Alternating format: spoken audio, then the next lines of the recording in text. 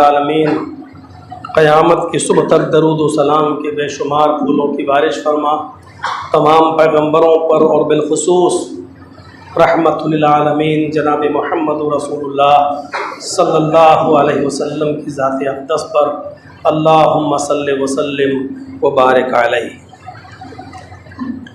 قرآن کی جو آیت میں نے آپ کے سامنے خطبہ مسنونہ کے بعد تلاوت کی ہے، اس آیت پر آپ نے 20 خطبے سنے ہوں گے اور بہت سے واعظین اور مقررین اور خطیب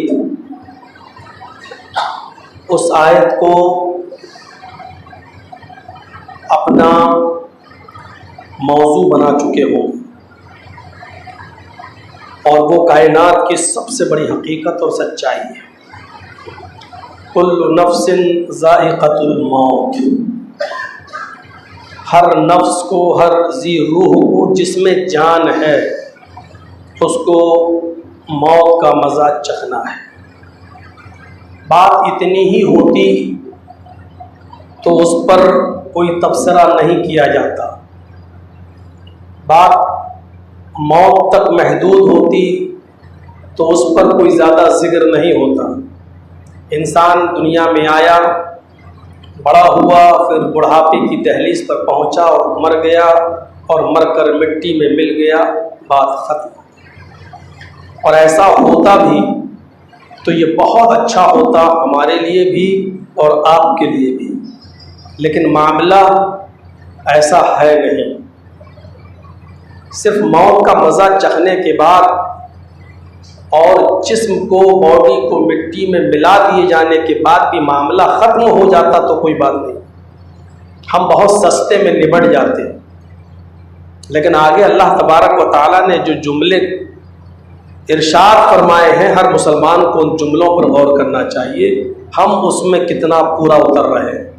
وَإِنَّمَا تُوَفَّوْنَ أُجُورَكُمْ يَوْمَ الْقِيَامَةِ، دنیا میں تم جو کچھ بھی کیے ہو اور کر رہے ہو، اچھا یا برا، اور اس بات کو انسان اچھی طریقے سے خود جانتا ہے کہ وہ کتنا اچھا کر رہا ہے اور کتنا برا کر رہا ہے، اس لیے اس پر تبصرہ نہیں کیا، صاف کہا کہ تم نے جو کچھ بھی دنیا میں کیا ہے اور جو کچھ میں سب آ گیا، اچھا ہو یا برا، اجورکم یوم القیامہ، قیامت کے دن تمہیں اس کا پورا پورا اجر ملے گا۔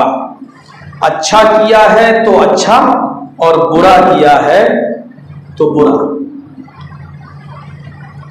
ہر انسان کو اپنے اچھے اور برے اعمال کی پاداش میں جزا و سزا مل کر رہے گی۔ کل نفس ذائقۃ الموت، ہر ذی روح کو موت کا مزہ چکھنا ہے۔ وَإِنَّمَا تُوَفَّوْنَ أُجُورَكُمْ يَوْمَ الْقِيَامَةِ، اور قیامت کے دن اپنے اعمال کے مطابق پورا پورا بدلہ تم پاؤ گے، اچھا ہو یا برا۔ اور اس کے بعد فرمایا، اور وہی اصل کامیابی ہے، فَمَنْ زُحْزِحَ عَنِ النَّارِ وَأُدْخِلَ الْجَنَّةَ، اپنے اعمال کے حساب و کتاب کے بعد جو شخص جہنم سے بچا لیا جائے، فَمَنْ زُحْزِحَ عَنِ النَّارِ وَأُدْخِلَ الْجَنَّةَ، اور جنت کے اندر داخل کر دیا جائے، جو جہنم سے بچا لیا جائے اور جنت کے اندر داخل کر دیا جائے، فقد فاز، وہی کامیاب ہے۔ آگے والی آیت کا ٹکڑا ہم نہیں پڑھیں گے کیونکہ وہ ہمارے آج کے جمعے کے خطبے سے ٹچ نہیں ہو رہا ہے۔ وَإِنَّمَا تُوَفَّوْنَ أُجُورَكُمْ يَوْمَ الْقِيَامَةِ، انسان مر گیا تو الگ بات ہے کہ اس کی روح باڈی سے نکلی اور وہ اپنے مقام پر پہنچ گئی جہاں اس کو پہنچنا تھا، علیین میں یا سجین میں۔ علیین علو سے بنا ہے،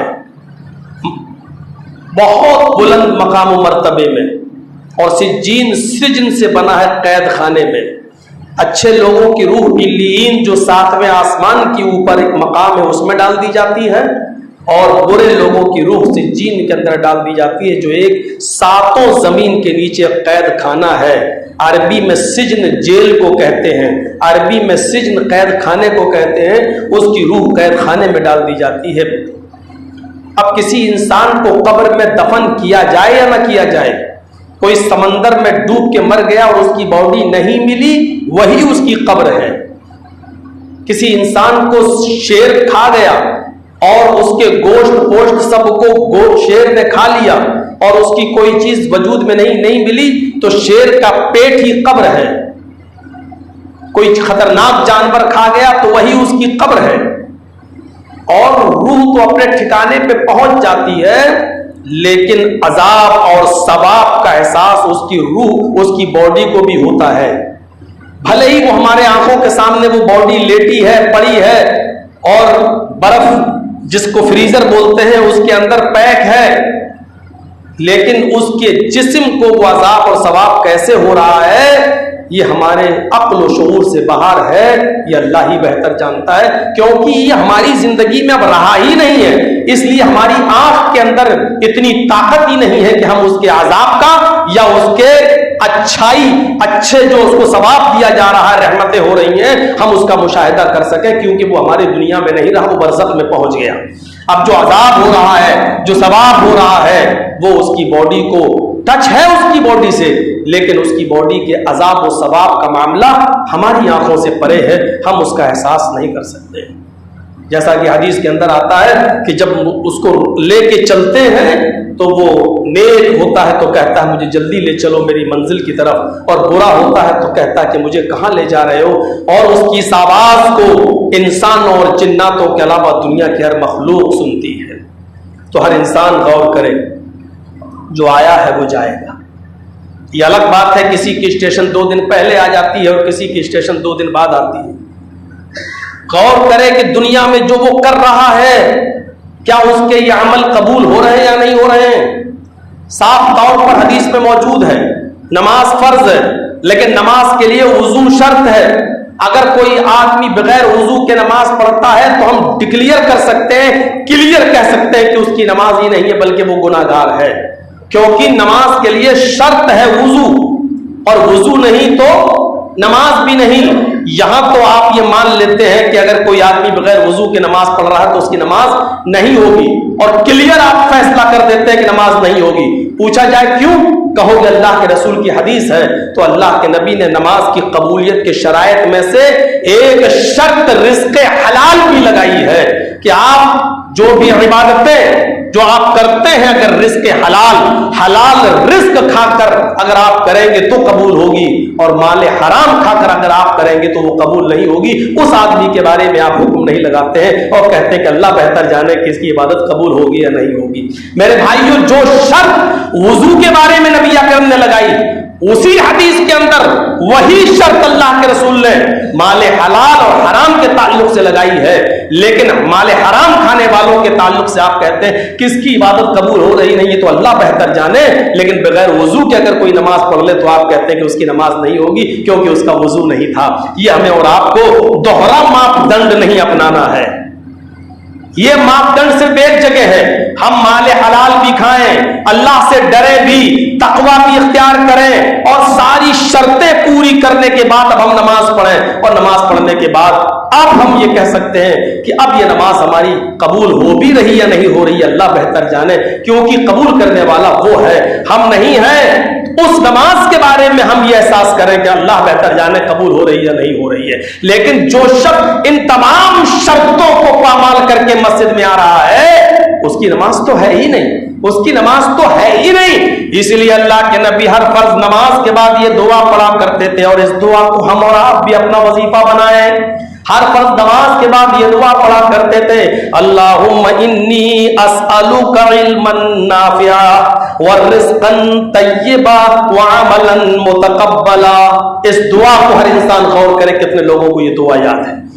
فرض نماز تو ہم پڑھتے ہیں، اور اللہ کے نبی ہر فرض نماز کے بعد یہ دعا پڑھا کرتے تھے، اللہم انی اسألک علما نافعا، اے اللہ میں تجھ سے ایسے علم کا سوال کرتا ہوں جو نفع بخش ہو، جو علم مجھے بھی نفع پہنچائے اور میرے ذریعے دوسروں کو بھی نفع پہنچائے، نفع مند ہو، نفع بخش ہو۔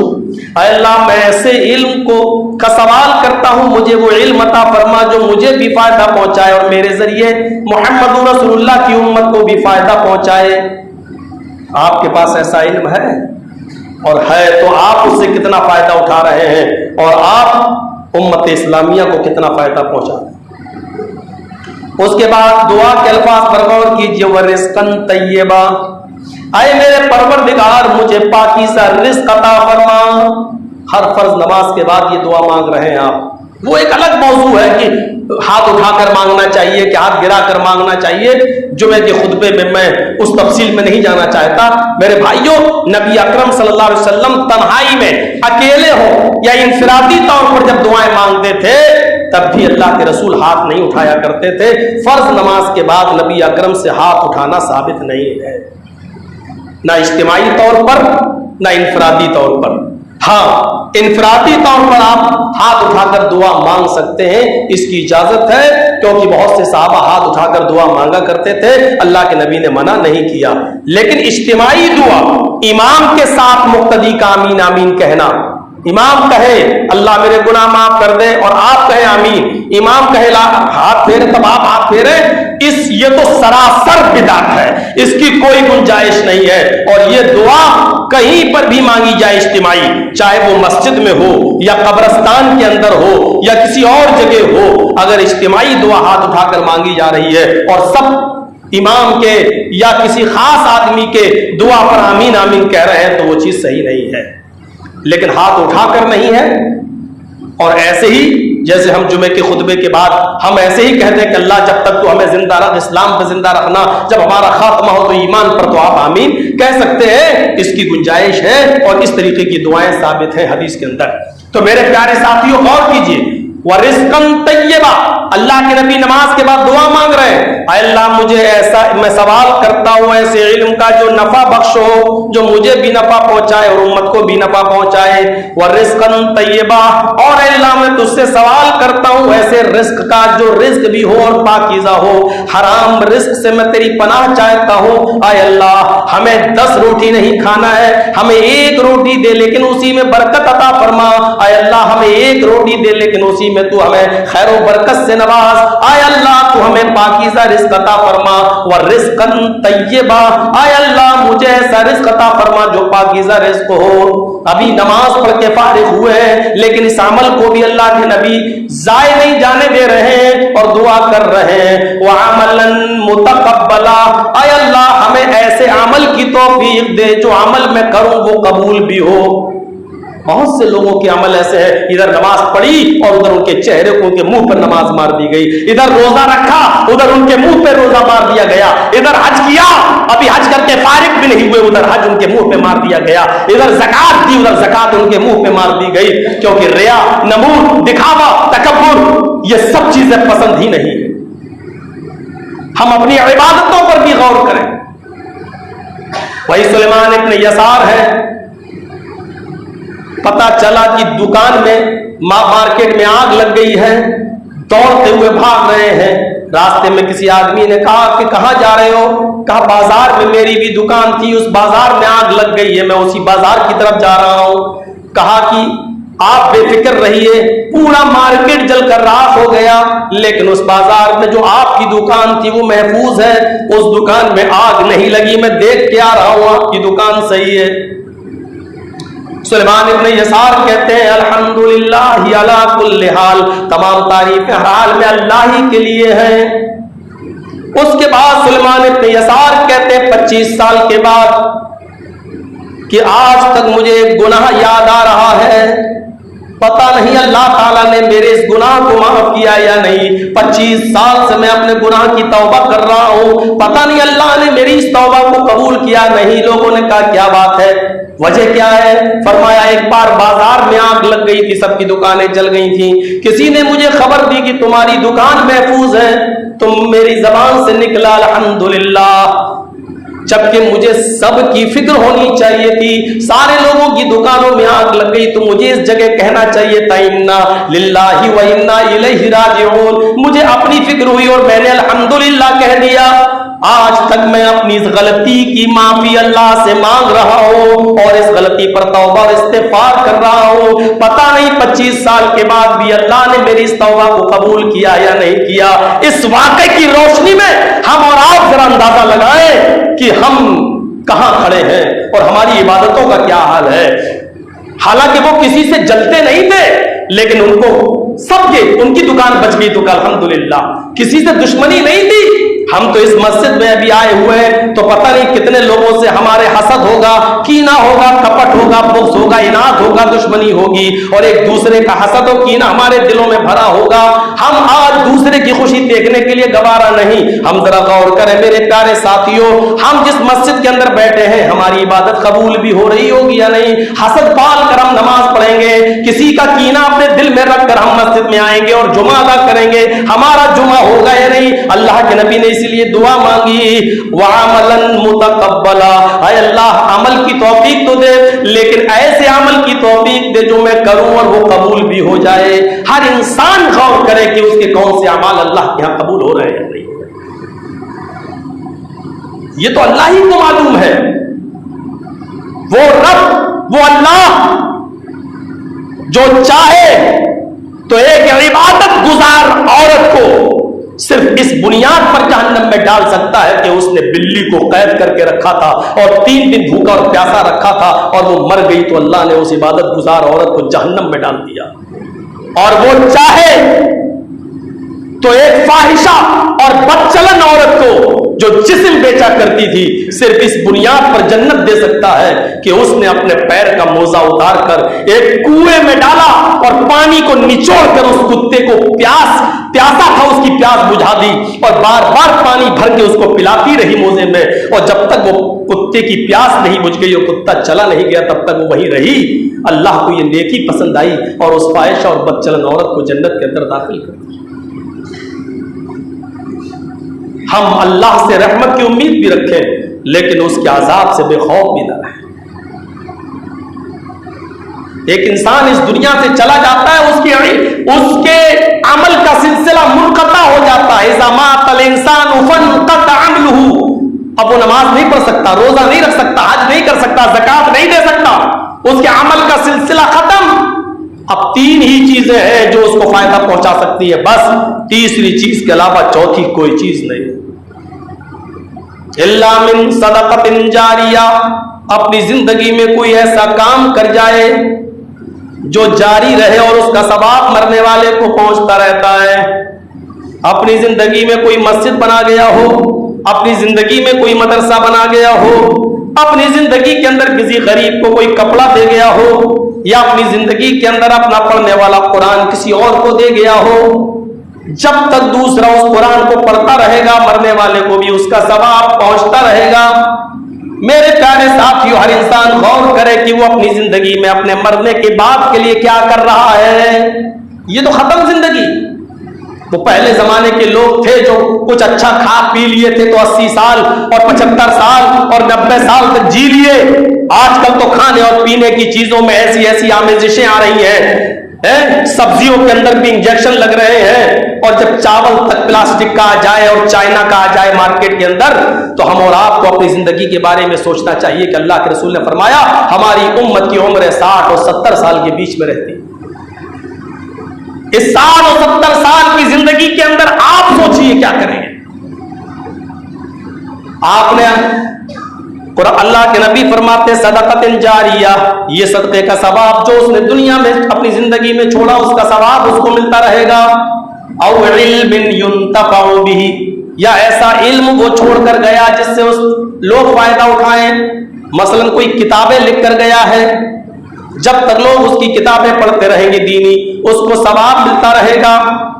یا کسی مدرسے کے بچوں کو جو فیس دینے کے لائق نہیں تھے ان کو فیس اس نے دے دی، وہ بچہ پڑھ کے فارغ ہوا، جب تک وہ عمل کرتا رہے گا اس کو ثواب ملتا رہے گا۔ یا مدرسوں کے اندر کچھ دینی کتابیں رکھوا دی یا قرآن رکھوا دیے، 10 15 20 بچوں کی اس نے فیس کا انتظام کر دیا، یا بچوں کو ڈھونڈ کر اس نے مدرسوں میں اس کا ایڈمیشن کروا دیا، داخلہ کروا دیا کہ جاؤ قرآن پڑھو، حافظہ کرو، علم دین حاصل کرو۔ تھوڑا بہت تعاون بھی اس نے کیا تو اس کا ثواب بھی مرنے والے کو اس کی موت کے بعد پہنچتا رہتا ہے۔ وَوَلَدٍ صَالِحٍ، اللہ کے نبی تیسری چیز فرماتے ہیں اور مرنے والے کو اس کا ثواب بھی ملتا ہے کہ وہ ایک صالح اور نیک اولاد چھوڑ گیا ہو۔ ولد کے ساتھ صالح کا لفظ بتلا رہا ہے کہ ناکارہ اور نالائق اولاد کا ذکر نہیں ہے. او ولد صالح، جو مرنے سے پہلے نیک اولاد چھوڑ گیا. یدعو لہو، جو اس کے لیے دعا کرتی رہی. مثلا کوئی باپ ہے جس نے اپنے بچے کو حافظ بنا دیا، عالم بنا دیا، جب تک وہ عبادت کرتا رہے گا حافظ یا عالم، اس باپ کو ثواب ملتا رہے گا. بخاری کی حدیث ہے، اللہ کے نبی فرماتے ہیں قبرستان، قبر کے اندر مردہ اس ڈوبتی ہوئی کشتی کی طرح ہوتا ہے، اس ڈوبنے والے کی طرح ہوتا ہے. جب ڈوبنے والا پانی میں ڈوبنے لگتا ہے تو چیختا ہے مجھے بچاؤ مجھے بچاؤ، اور وہ امید رکھتا ہے کہ باہر کھڑا ہوا کوئی آدمی آئے اور تیراک ہو، تیرنے والا ہو، مجھے بچا لے. ایسی قبر کے اندر میت ڈوبنے والے کی طرح کہتی ہے مجھے بچاؤ مجھے بچاؤ، یعنی اس کو پریشانی ہوتی ہے. اور جب اس کی نیک اولاد اس کے لیے دعا کرتی ہے، دعائیں خیر کرتی ہے، دعائیں مغفرت کرتی ہے، تو اس کو ایسا محسوس ہوتا ہے جیسے مجھے کوئی ڈوبنے سے بچا رہا ہے. اندازہ لگائیے. لیکن ہم اپنے والدین کے لیے کیا دعائیں کریں گے؟ ہمیں تو دعائیں ہی نہیں معلوم. زندگی میں ہم نے اپنے بچوں کو MBBS کی تیاری کرائی، نیٹ کی تیاری کرائی، ہم نے MPhil کرایا، PhD کرائی، ڈاکٹر بنایا، انجینئر بنایا. ہم نے اپنے بچوں کی دنیا تو سنوار دی، لیکن اپنے بچوں کو ہم نے وہ دعا ہی نہیں سکھائی جو مرنے کے بعد میری اولاد میری قبر پر آ کر یا دنیا کے کسی بھی کونے میں میرے لیے دعا کر سکے. سارے نبیوں کو دیکھو، وہ یہی دعا کیا کرتے تھے، رب اجعلنی مقیم الصلاۃ ومن ذریتی ربنا وتقبل دعا. اے اللہ مجھے بھی نمازی بنا دے، میری آل و اولاد کو بھی نمازی بنا دے. ربنا وتقبل دعا، اے ہمارے رب ہماری دعا کو قبول فرما لے. ربنا اغفر لی ولوالدی وللمؤمنین یوم یقوم الحساب. اے اللہ ہمیں بھی بخش دے، میرے والدین کو بھی بخش دے، اور میں تمام مسلمانوں کی بھی مغفرت فرما، ان کو بھی بخش دے. کیا یہ دعا یہاں یاد ہے لوگوں کو؟ جب یہ دعا یاد نہیں تو اپنے باپ کے لیے دعا کیسے کر سکتے ہو کہ ربنا اغفر لی ولوالدی وللمؤمنین یوم یقوم الحساب؟ بس قبر پہ چلے گئے، ہاتھ اٹھا کر دعا مانگ لی، اللہ میرے باپ کی مغفرت فرما دے، اللہ میرے باپ کے گناہ کو بخش دے. یہ دعا یہ جملے تو وہ ہیں جو تم نے اپنی طرف سے ادا کیے ہیں. اللہ کے نبی، وہ نبی جس نے پیشاب و پائخانہ کرنے کا طریقہ بھی بتایا ہو، کیا وہ نبی یہ طریقہ نہیں بتائے گا کہ اپنے باپ کی قبر پر جا کر کون سی دعائیں مانگو؟ کاش ہمیں وہ دعائیں یاد ہوگی جو خود جناب محمد رسول اللہ نے والدین کے کرنے کے لیے کہا ہے، والدین کے لیے بتائی ہے. تو آج ہمارے ماں باپ قبر کے اندر کتنے خوش ہوتے ہیں، آج اپنے بیٹے اپنی اولاد کی طرف سے ایک ایک نیکی کا انتظار کر رہے ہیں. ہم یہاں خوشیاں منا رہے ہیں، ہم یہاں راتوں میں گل چھرے اڑا رہے ہیں، ہم عیش و آرام کی محفلوں میں سجائے ہوئے ہیں، ہم ایک لذیذ کھانے کھا رہے ہیں، لیکن میرا باپ میری ماں قبر کے اندر اپنی اولاد کی طرف سے کیے جانے والے صدقہ و خیرات کا انتظار کر رہی ہے، دعا کا انتظار کر رہی ہے. کبھی ہم نے اپنے والدین کے لیے سوچا بھی ہے؟ اس نبی کو دیکھو، جنازے کے سامنے کھڑے ہیں، قبر مٹی ہو گئی ہے، دفنا دیا گیا ہے، اور دعا کر رہا ہے وہ رسول، وہ پیغمبر، اللہم انا فلان ابن فلان، اے اللہ فلاں ابن فلاں. یہاں آپ نام لے سکتے ہیں جس کی بھی خبر پہ جا رہے ہیں وہاں کا. اے اللہ، اللہم انا محمد اشرف ابن فلاں، جو بھی اس کی بلدیت ہو. اگر آپ کے باپ ہیں تو آپ وہاں قبر پر کھڑے ہو کر یہ کہہ سکتے ہیں، اللہم انا بی فی ذمتک وحبل جوارک.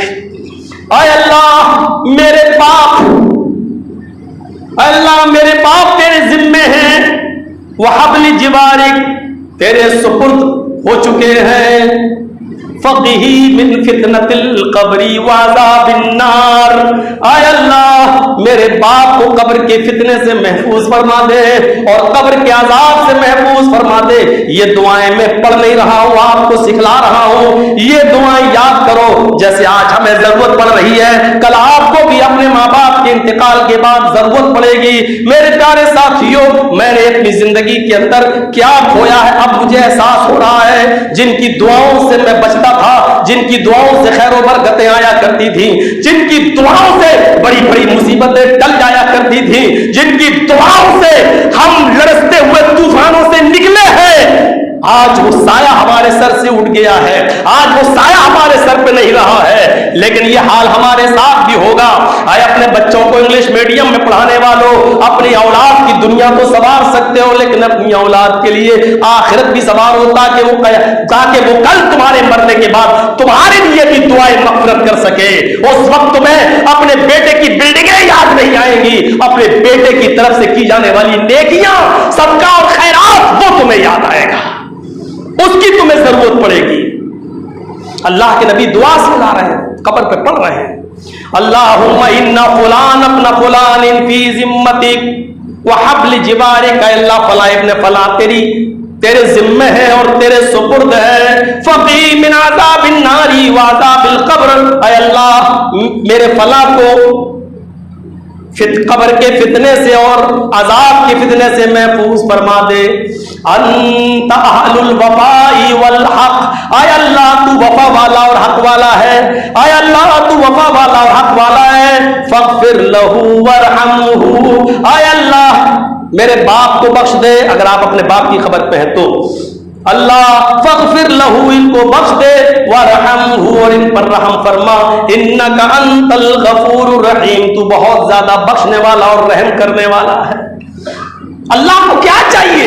ایک بندہ اس کی وحدانیت کا اعتراف کر لے، ایک بندہ اس کی کبریائی کا اعتراف کر لے، ایک بندہ یہ کہہ دے کہ تیرے علاوہ کوئی ہمارا معبود نہیں ہے، تو مالک ہے، میں تیرا غلام ہوں، اور اس کے بدلے میں اللہ سے جو چاہے لے لے۔ میرے بھائیوں، اتنا مہربان ہے وہ ہمارا پروردگار۔ وہی نبی ہے جو قبر پہ کھڑا ہو کر کسی کے انتقال پر یہ دعا کر رہا ہے، اللہم عبدک وابن امتک احتاج الی رحمتک۔ ان دعاؤں کو دیکھو، آپ اپنے باپ کی قبر پر بھی کھڑے ہو کر کہہ سکتے ہو، اللہم عبدک وابن امتک، اے اللہ یہ تیرا بندہ ہے، وابن امتک تیرے کنیز کا بیٹا ہے، احتاج الی رحمتک اس وقت یہ تیری رحمت کا محتاج ہے۔ دعا کے جملوں پر غور کرو، نالائق اور ناکارہ ہے وہ اولاد جو اس خطبے کے بعد بھی اپنے باپ کی مغفرت کے لیے یہ دعائیں یاد نہ کر سکے اور اپنے باپ کو یہ دعائیں نہ پہنچا سکے۔ وہ اپنے باپ کے لیے اور کیا کر سکتا ہے؟ وہ اپنے باپ کو اور کیا دے سکتا ہے؟ میرے بھائیوں، ان دعاؤں کو یاد کرو۔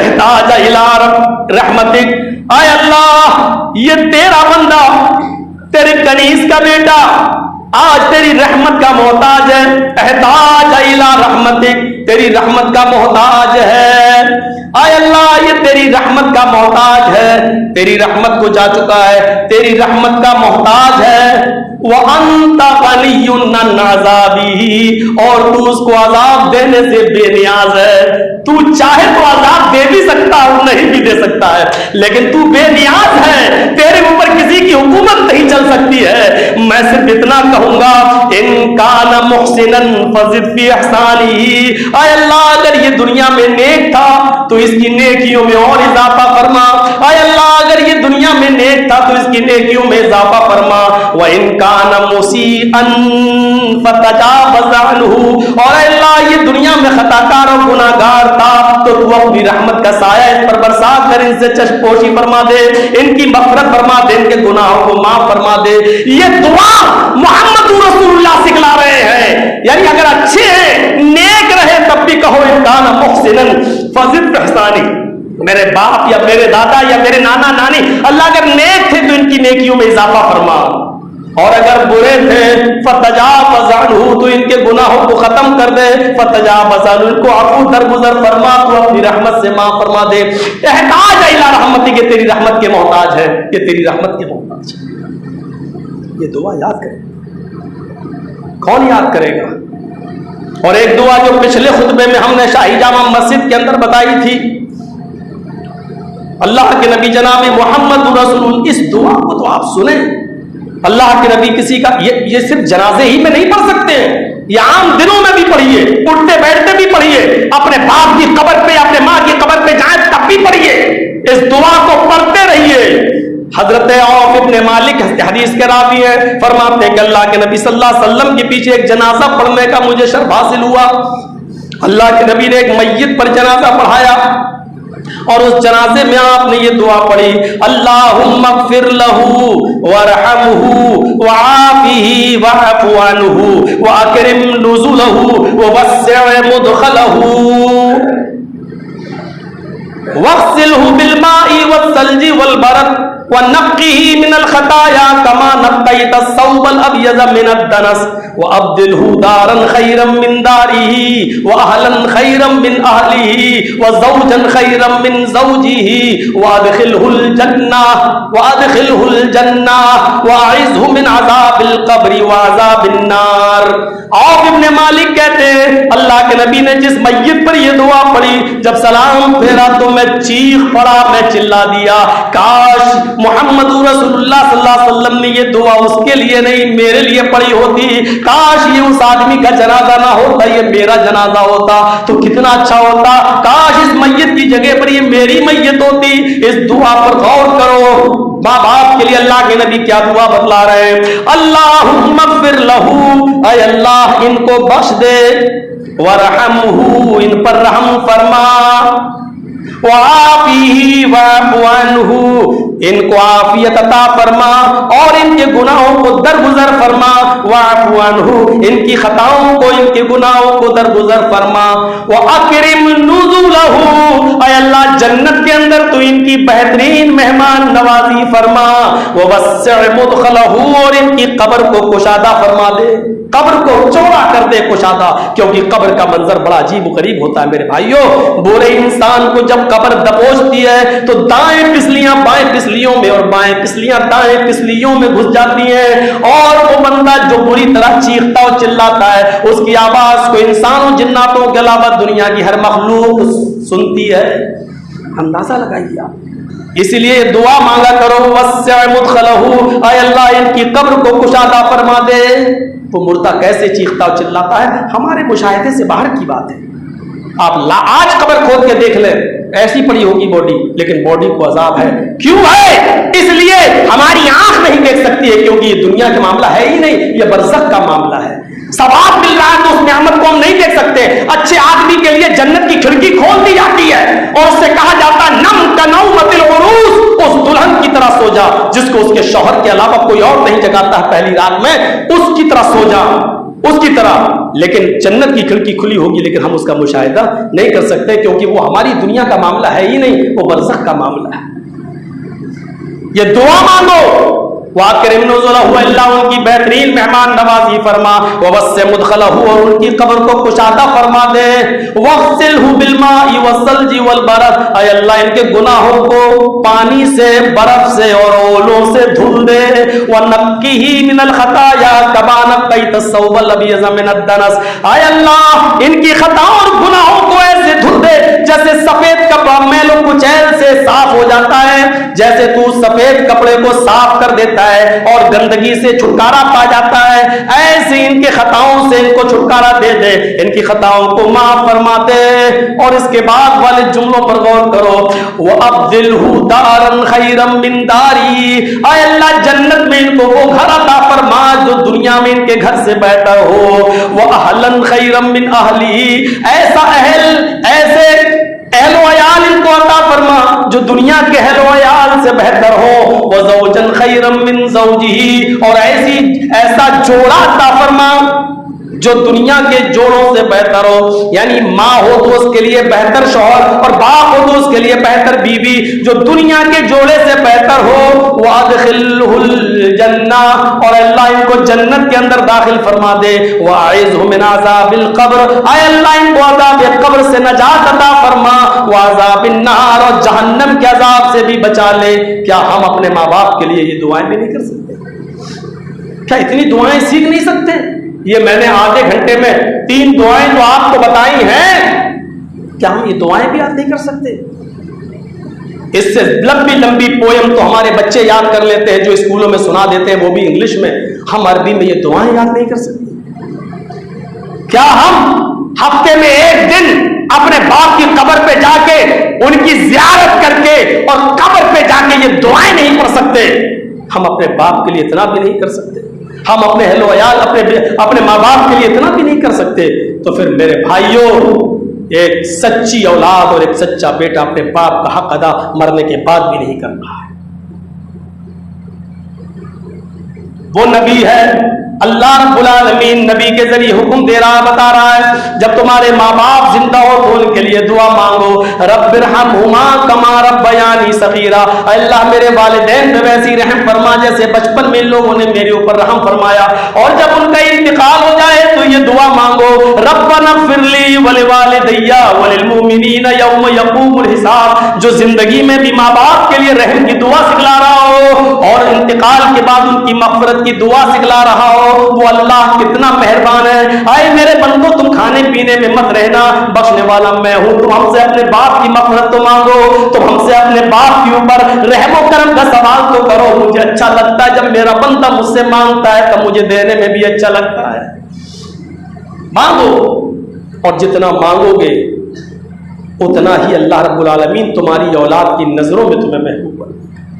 اور آج اگر ہم اپنی ماں باپ کے لیے اتنا نہیں کر سکتے تو آنے والے وقت میں کوئی امید مت رکھنا کہ آپ کی اولاد آپ کے لیے کچھ کرے گی، کوئی امید مت رکھنا۔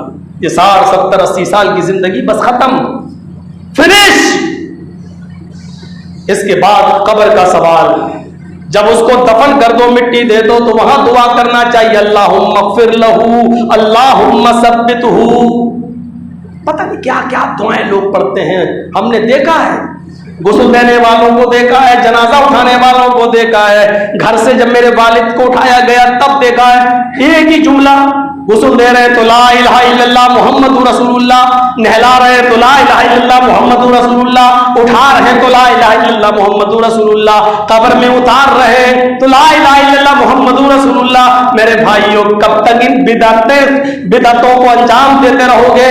اللہ کے نبی صلی اللہ علیہ وسلم نے غسل کی دعا کچھ اور سکھلائی ہے، جنازہ اٹھانے کی دعا کچھ اور سکھلائی ہے، قبر میں جب رکھو تو اللہ کے نبی صلی اللہ علیہ وسلم نے اس کی دعا بسم اللہ وعلی ملت رسول اللہ بتائی ہے۔ جب قبر پہ مٹی دو تو صرف بسم اللہ پڑھنے کا حکم دیا ہے، بسم اللہ وعلی رسول اللہ، بسم اللہ اور رسول اللہ کے طریقے پر یہ دعائیں بتائی ہیں، ہمیں ان دعاؤں کو یاد کرنا چاہیے۔ اور ایک دعا کی کتاب آتی ہے بہت اچھی جس میں صحیح حدیثوں کے ساتھ استنباط کیا گیا ہے، اس دعا کی کتاب کو آپ اپنے گھر میں رکھیے۔ اس دعا کی کتاب کا نام ہے حصن المسلم، بمبئی سے چھپی ہے، اور ابو الفوزان کفایت اللہ سنابلی کی تحقیق کے ساتھ وہ کتاب آئی ہے۔ ہر مسلمان کو چھوٹی سی کتاب ہے، اس کتاب کو اپنے گھر میں رکھنا چاہیے۔ اگر موقع لگا تو انشاءاللہ اس کتاب کا 1000-2000 کتاب کے نسخے کا میں انتظام کروں گا، اور اپنے والد محترم کی طرف سے ایک نیت کر کے ہم لوگوں تک پہنچانے کا ارادہ رکھتے ہیں کہ پہنچائیں، تاکہ لوگ کم سے کم اپنی روزمرہ کی زندگی کی جو دعائیں ہیں وہ تو کم سے کم اپنی صحیح کر لیں۔ تو میرے بھائیوں اس دعا کی کتاب کو آپ اپنے گھر میں رکھیے، اپنے بیٹوں کو دیجیے، بیٹیوں کو دیجیے، بیویوں کو دیجیے۔ بہتر ہے ہم ان کو کوئی ناول، کوئی ڈرامہ، ان چیزوں کی کتابیں لا کر دیں، اس سے بہتر ہے کہ ہم ان دعاؤں کی کتابوں کو لا کر دیں تاکہ وہ ان دعاؤں کو پڑھ سکیں۔ ہم اللہ تبارک و تعالیٰ سے دعا کرتے ہیں کہ بارے الہ موت کے بعد کی زندگی کے لیے ہمیں کچھ کرنے کی توفیق عطا فرما۔ تیرا بھی فرمان ہے وَلْتَنْظُرْ نفس ما قدمت لغد، ہر انسان کو غور کرنا چاہیے کہ کل قیامت کے دن کے لیے کیا کیا۔ اللہ ہمیں قیامت کے دن کے لیے تیاری کرنے کی توفیق عطا فرما۔ اللہ اس خطبہ جمعہ میں پھر میں یہ دعا کرتا ہوں کہ ربنا اغفر لی ولوالدی وللمؤمنین، اس میں میری بھی مغفرت، والد محترم کی بھی مغفرت اور تمام مسلمانوں کی مغفرت آ جاتی ہے کہ اللہ مجھے بھی بخش دے، میرے والد محترم کو بھی بخش دے، اور اے اللہ دنیا میں جتنے بھی مسلمان تیری رحمت کو پیارے ہو چکے مومن، اے اللہ ان سب کی مغفرت فرما دے۔ کتنی اچھی دعا ہے، نہ اس میں کوئی اپنا سوال ہے نہ اپنے باپ کا، سب کا ہے۔ ربنا اغفر لی، اپنے آپ کو بھی آ گیا، آپ بھی نہیں بچ سکتے چاہے کتنے نیک ہو، کیونکہ ہماری نیکیاں اس لائق ہے ہی نہیں جو ہمیں بخشوا سکے جب تک رب کی رحمت شامل حال نہ ہو۔ وَلِوَالِدَيَّ، والدین کو بھی بخش دے، وَلِلْمُؤْمِنِينَ، اور سارے مومنوں کو۔ اب مومنوں میں بھی غور کرو، مرنے والا غور کرے ہم مر رہے ہیں تو مومن ہیں بھی یا نہیں؟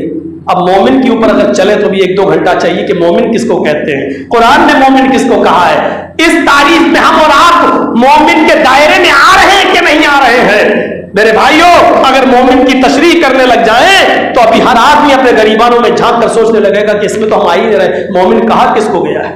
مومن کس کو کہا گیا ہے؟ پہلے تو آپ اپنے باپ کی قبر پہ جب قبرستان جائیں گے تو وہیں جانے سے پہلے اپنے باپ کے لیے دعا کرنے سے پہلے آپ کو یہ دعا پڑھنا پڑے گی، السلام علیکم اہل الدیار من المؤمنین والمسلمین، اے مسلمانوں اور مومنوں کے گھر والوں، اے اس قبر میں مدفون لوگوں، تم پر اللہ کی سلامتی ہو۔ ہے دعا یاد؟ جس آدمی کو قبرستان میں جانے کی دعا یاد نہ ہو، وہ قبرستان میں جانے کے بعد اپنے باپ کے لیے کیا دعا یاد کرے گا؟ کیا دعا کرے گا وہ اپنے ماں باپ کے لیے؟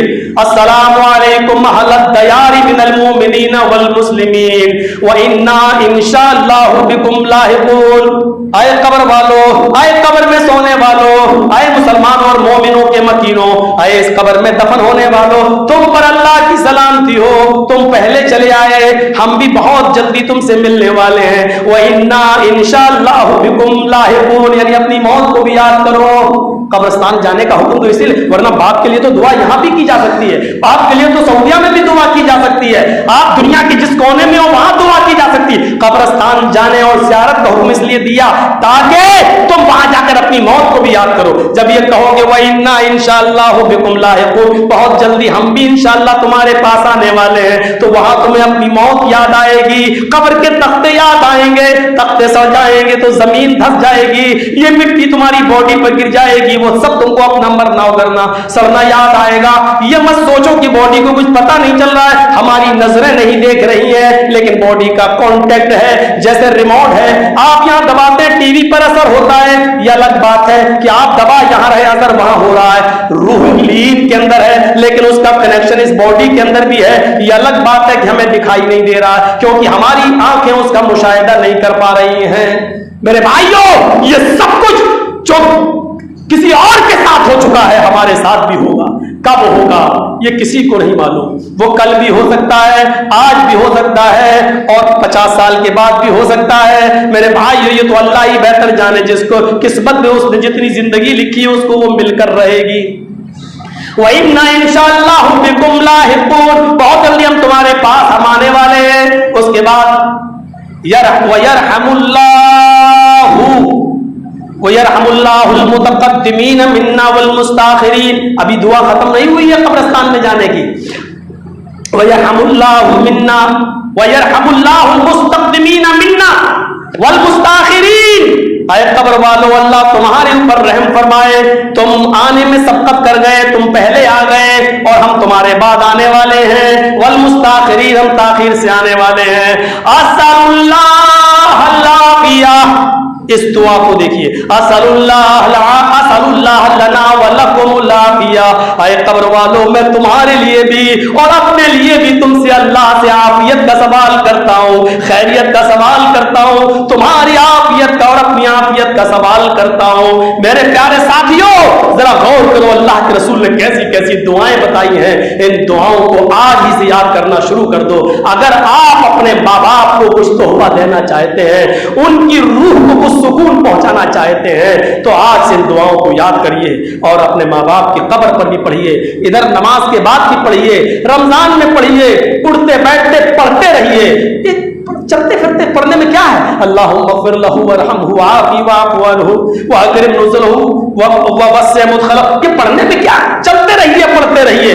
آپ مسجد سے نکلیے، اللہم انی اسألک من فضلک، اور پھر پڑھتے رہیے، اللہم عبدک وابن امتک احتاج الی رحمتک، اللہ تیرا بندہ، میرے باپ جو تیرے بندے تھے، تیرے کنیز کے بیٹے تھے، اے اللہ تیری رحمت کے محتاج ہو چکے ہیں، اے اللہ تو عذاب دینے سے غنی و بے نیاز ہے، اے اللہ اگر وہ اچھے تھے، نیک تھے، تو اے اللہ تو ان کی نیکی میں اضافہ فرما، اے اللہ اگر وہ بدعمال تھے تو تو ان سے تجاوز فرما، ان کی گناہوں کو معاف فرما دے۔ یہ اٹھتے بیٹھتے چلتے پھرتے پڑھنے میں کیا نقصان ہے؟ میرے بھائیوں، ہم نے جمعے کے خطبے میں 15 منٹ آپ کا کچھ زیادہ لے لیا ہے، لیکن چونکہ ضروری باتیں تھی اس لیے بتانا بھی ضروری تھا۔ ہم اللہ سے دعا کرتے ہیں کہ بار الہ جو لوگ تیری رحمت کو پیارے ہو چکے ہیں ان کی مغفرت فرما دے.